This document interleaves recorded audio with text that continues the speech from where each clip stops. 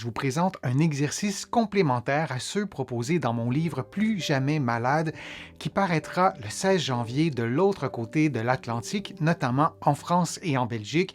J'en suis vraiment très heureux. Le livre se trouve déjà en librairie ici au Québec et dans le reste du Canada. J'espère que le livre et cette vidéo vous plairont. Aujourd'hui, je vous propose un exercice de mobilité des doigts.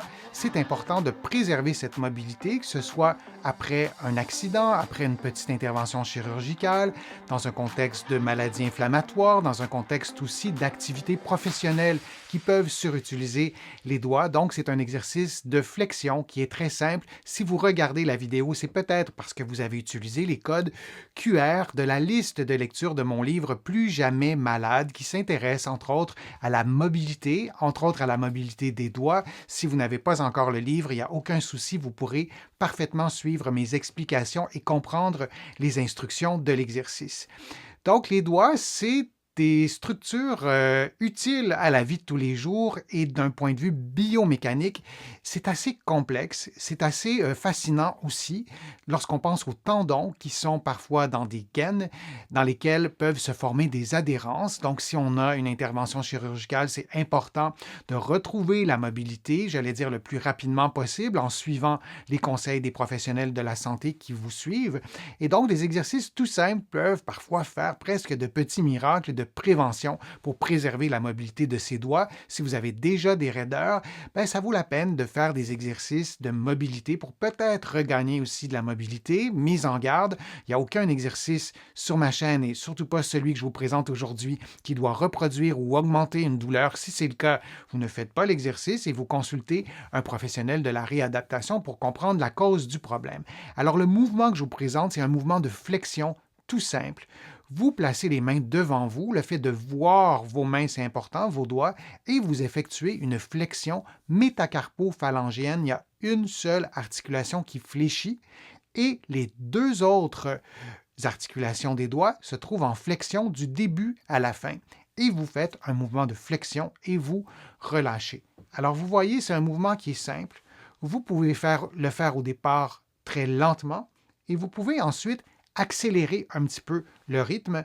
Ça, c'est une façon de le faire. Vous pourriez aussi faire l'exercice de façon désynchronisée, c'est-à-dire que la main droite fait le mouvement de flexion et la main gauche fait le mouvement d'extension. Et ça devient un exercice de coordination. Vous êtes plusieurs à suivre les exercices de ma chaîne, à avoir un problème, à être touché par exemple par une maladie évolutive. Donc la coordination peut être un peu plus difficile. Alors c'est un exercice qui est vraiment intéressant. Donc on se trouve à faire le mouvement de flexion d'une main et pendant qu'on fait le mouvement de flexion d'une main, on fait le mouvement d'extension de l'autre main. Alors on va alterner de cette façon-là. C'est vraiment un exercice qu'on peut utiliser, qu'on peut modifier et de varier la vitesse ou le type de coordination peut faire une bonne différence.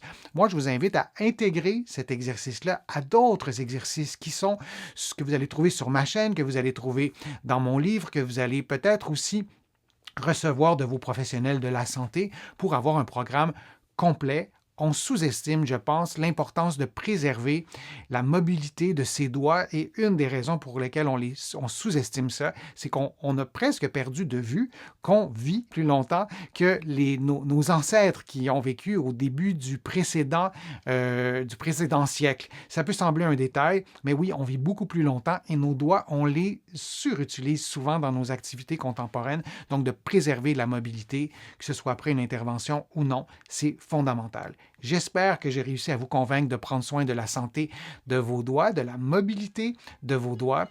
Je vous dis à une prochaine fois, à une prochaine vidéo. Je suis Denis Fortier. N'hésitez pas à m'écrire un commentaire. Je vais y répondre dans la mesure du possible ou je vais y répondre dans de prochaines vidéos. À bientôt.